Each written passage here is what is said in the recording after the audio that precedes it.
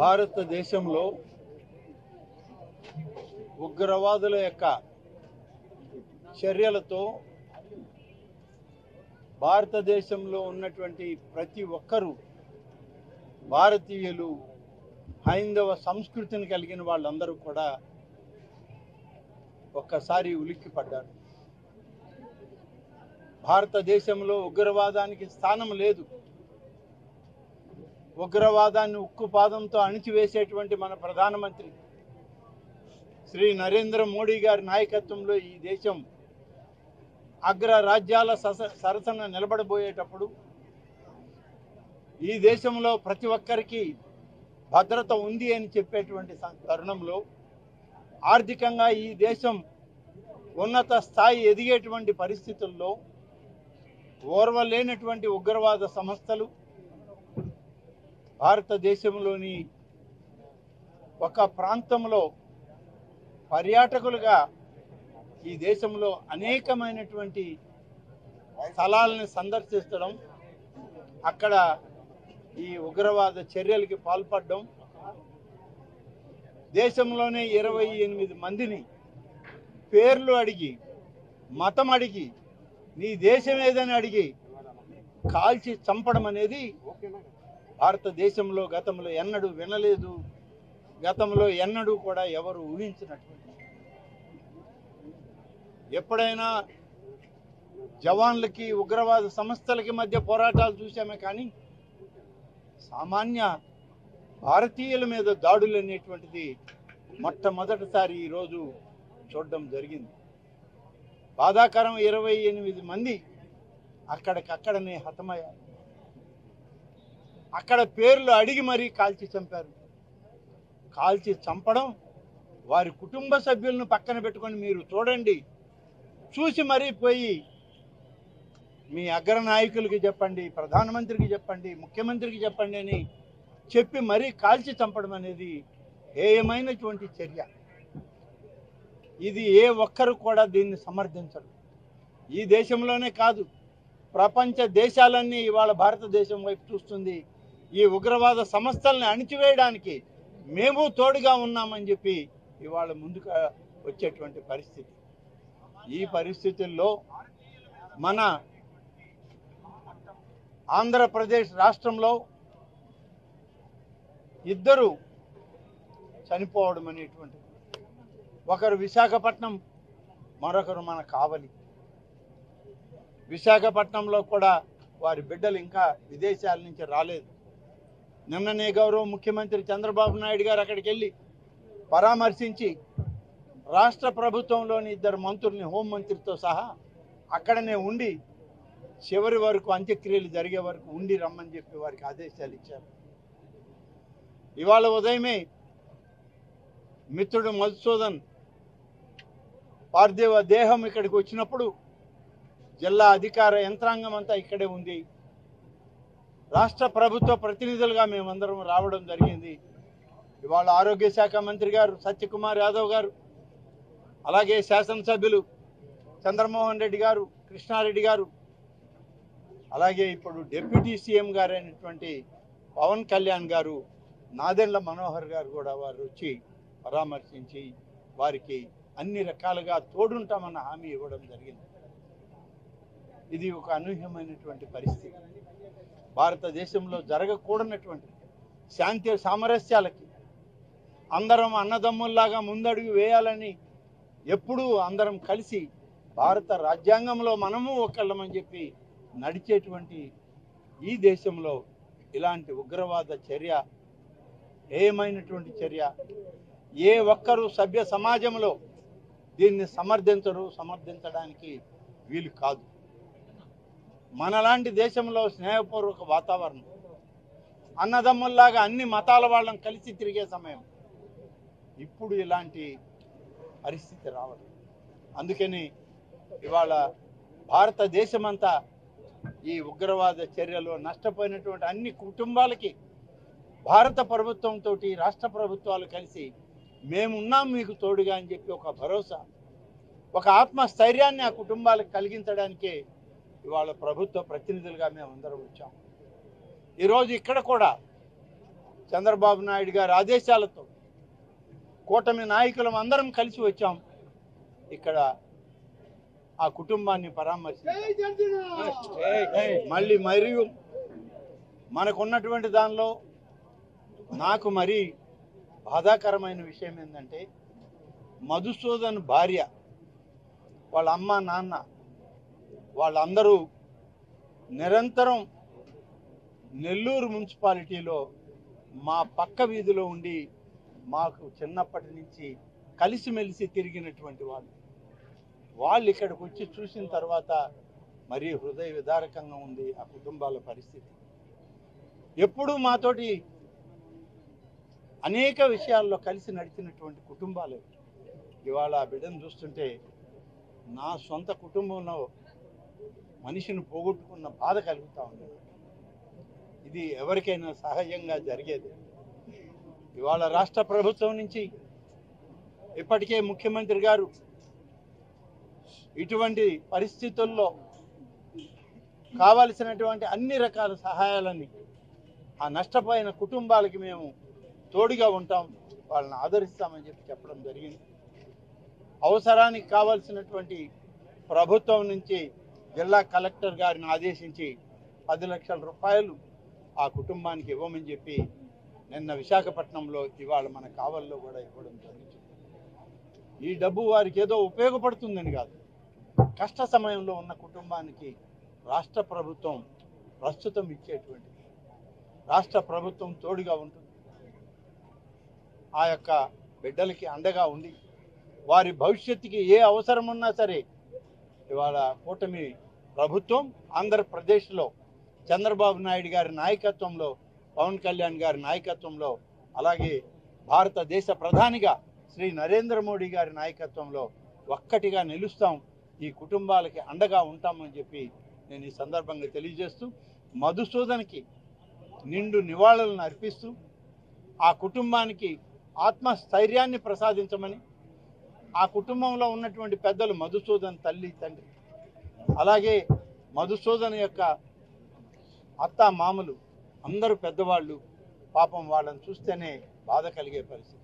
వారందరికి కూడా ఈ ప్రభుత్వం తరఫున మేము తోడుగా ఉంటాము అని వాళ్ళకి విజ్ఞప్తి చేస్తూ, వాళ్ళకి భగవంతుడు అన్ని విధాలుగా ఆదుకోవాలని, ప్రభుత్వాలు తోడుంటాయని, అదేవిధంగా అందరికీ సంతాపాన్ని ప్రకటిస్తూ ఈరోజు రాష్ట్ర ప్రభుత్వం నుంచి మేము కూడా ఇది సంతాపాన్ని ప్రకటిస్తూ సెలవు తీసుకుంటాం. ఏప్రిల్ 22 భారతదేశ చరిత్రలో ఒక చీకటి రోజు.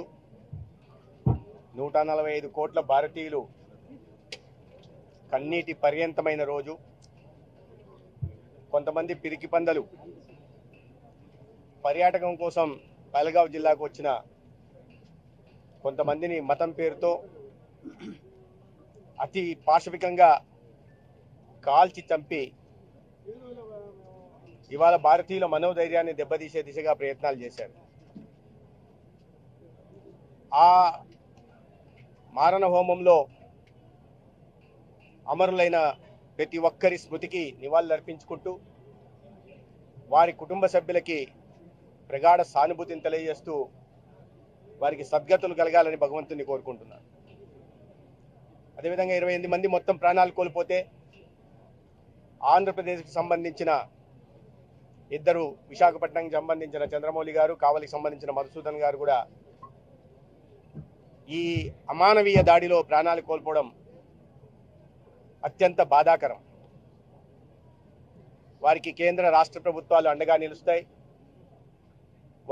వారి కుటుంబానికి, వారి పిల్లల ఉజ్వల భవిష్యత్తుకి భరోసా కల్పించే దిశగా కూడా ప్రయత్నాలు చేస్తాయి. ఇవాళ గత 10 సంవత్సరాల పైగా ప్రతిరోజు ఒక రావణ కాష్టంలా కాలుతున్న జమ్మూ కాశ్మీర్లో ఒక ప్రశాంత వాతావరణం నెలకొంది. ప్రజల మధ్య సౌభ్రాతృత్వ పరిస్థితులు నెలకొన్నాయి. కేవలం భారతదేశం నుంచే కాకుండా ప్రపంచం నలుమూలల నుంచి కూడా పర్యాటకులు ఇవాళ ఆ ప్రాంతానికి సందర్శించడం, దానికి తగినట్లుగా పర్యాటక రంగం అభివృద్ధి చెందడం, కాశ్మీరుల ఆర్థిక ప్రమాణాలు పెరగడం మనం చూస్తూ ఉన్నాం. ఈ నేపథ్యంలో ఒక దశాబ్ద కాలంగా ఒక సమర్థనీయమైన నాయకత్వం ఈ దేశంలో ఉన్నందువల్ల, తమరి పప్పులు ఉడకనందువల్ల, ఆటలు సాగనందువల్ల కొన్ని దశాబ్దాలుగా ఈ దేశంలో ఉగ్రవాదాన్ని ప్రేరేపిస్తున్న పాకిస్తాన్ ఈ దేశంలో మళ్ళీ ప్రజల్లో భయాందోళనలు నెలకొల్పాలా, పాకిస్తాన్ దాటుకుని ఎక్కడో ప్రపంచ దేశాల్లో అతిపెద్ద ఆర్థిక వ్యవస్థల్లో అగ్రభాగానికి ఎగబాగుతున్న భారత్ను దెబ్బతీయాలి ఆర్థికంగా అనే ఉద్దేశంతో ఇవాళ ఈ పిరికిబంద చర్యకు పాల్పడడం జరిగింది. తద్వారా కేవలం కాశ్మీరీల ఆర్థిక మూలాల్ని దెబ్బతీయడమే కాదు, 145 కోట్ల భారతీయుల మనోస్థైర్యాన్ని కూడా దెబ్బతీసే విధంగా వారు ప్రయత్నాలు చేశారు. కానీ గత కొన్ని సంవత్సరాల యూరిలో కానీ పుల్వామాలో కానీ ఇదే విధంగా దొంగ దెబ్బతీసినప్పుడు ఏ రకంగా వారికి అర్థమయ్యే భాషలో సర్జికల్ స్ట్రైక్ ద్వారా కానీ ఎయిర్ స్ట్రైక్ ద్వారా కానీ సమాధానం చెప్పబడిందో వారు మర్చిపోయినట్టున్నారు. ఇవాళ సంఘటన జరిగిన కొన్ని గంటల్లోనే భారత హోంశాఖ మంత్రులు అక్కడికి వెళ్ళి సమీక్ష నిర్వహించడం, ఈ దేశ గౌరవ ప్రధానమంత్రి గారు తన సౌదీ పర్యటనను అర్ధాంతరంగా ముగించుకొని సమీక్ష చేయడం, ప్రజల్లో ఆత్మస్థైర్యాన్ని నింపడం కోసం వారు రావడం జరిగింది. అయితే వారు అర్థం చేసుకోవాల్సింది ఏంటంటే, ఈ మారణ హోమానికి పాల్పడిన వ్యక్తులు ఎవరైనా, శక్తులు ఎవరైనా లేదా సంస్థలు ఎవరైనా భారీ మూల్యం చెల్లించుకోక తప్పదు. తీవ్ర పరిణామాలు ఎదుర్కొంటారు.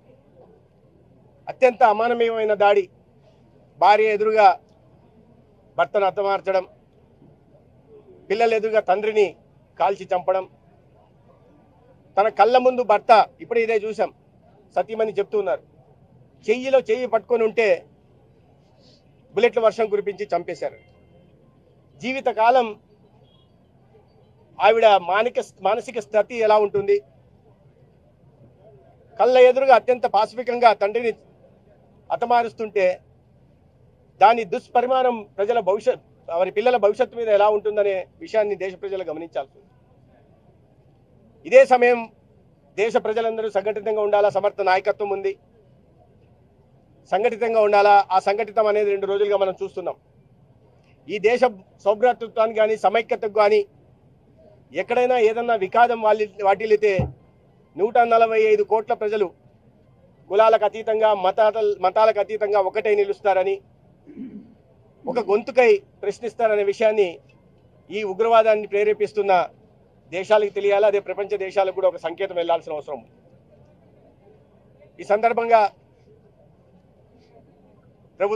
కేంద్ర ప్రభుత్వం కూడా ఈ సంఘటనలో ప్రాణాలు కోల్పోయిన వారిని ఆదుకునే ప్రయత్నం చేస్తోంది. రాష్ట్ర ప్రభుత్వం గౌరవ ముఖ్యమంత్రి చంద్రబాబు నాయుడు గారు 2 కుటుంబాలకి 10 లక్షల పరిహారాన్ని కూడా ప్రకటించడం, అదేవిధంగా గౌరవ ఉప ముఖ్యమంత్రి గారి దగ్గర నుంచి ఆనం రామనాయుడు గారు లేదా నాదెళ్ల మనోహర్ గారు లేదా శాసనసభ్యులందరూ ఇక్కడ పంపించి ఆ కుటుంబానికి అండగా ఉంటామని ఒక భరోసా కల్పించాల్సిందిగా వారికి చెప్పడం జరిగింది. తదనుగుణంగా రావడం జరిగింది. కానీ ప్రజలందరూ కూడా అటువంటి కుటుంబాలకి అండగా నిలబడాలి. ఇటువంటి కష్టకాలంలో వారు మద్దతుగా ఉండాలి. ఎవరైతే ప్రాణాలు కోల్పోయినారో వారికి నిజమైన నివాళులు మనం అర్పించాలంటే వారికి జరిగిన అన్యాయానికి మనమంతా సంఘటితమై ఒక్క గొంతుకై నిలవాల్సిన అవసరం ఉంది. ఈ దేశంలోని 145 కోట్ల భారతీయులు ఒక్కటని ప్రపంచ దేశాలకు తెలియజెప్పాల్సిన అవసరం. మరొకసారి ఆ కుటుంబ సభ్యులకి ప్రగాఢ సానుభూతి తెలియజేస్తూ వారికి భగవంతుడు సద్గతులు కల్పించాలని కోరుకుంటున్నాను. ఇది దురదృష్టకరమైన సంఘటన. నేనేమంటానంటే, ఈ దాడి పిరికి బందలు చేసిన పని. నువ్వు మతం అడిగి చంపేశావు. ఆ కాశ్మీర్లో ఏ మతస్థులు ఇప్పుడు దెబ్బతినబోతున్నారు, ఏ మతస్థులు ఆర్థికంగా దెబ్బతినబోతున్నారు. దమ్ముంటే నీ వెనక ఏ టెర్రరిస్ట్ గ్రూప్స్ ఉన్నాయో, ఏ కంట్రీ, ఏ దేశం నీ వెనకుందో ప్రకటించిరా. భారతదేశం ఏందో సత్తా చూపిస్తాం. దొంగతనంగా వచ్చి భార్య బిడ్డలతో తిరిగే వాళ్ళని కాల్చి చంపడం కాదు, ఏ దేశం ఏ మతం అని చెప్పి కాల్చి చంపడం కాదు. ఇంతకంటే పిరికోడని మేము ఎక్కడా చూడలే.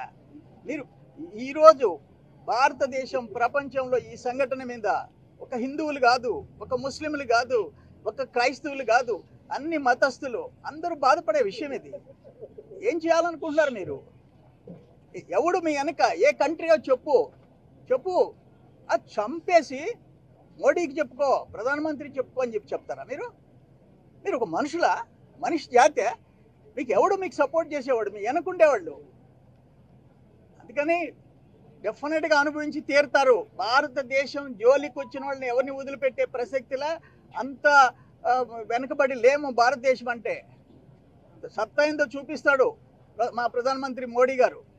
అనుభవించి తీరుతారు. ఈ రోజు కూడా పాకిస్తాన్ ఆ దేశము ఇటువంటి దుర్ఘటన, దీనికి కనీసం సానుభూతి ఆ కుటుంబాలకి చెప్పాల్సిన పద్ధతిలో నువ్వు చెప్పలా. పాకిస్తాన్ దేశం అనుభవిస్తారు మీరు. దురదృష్టకరం.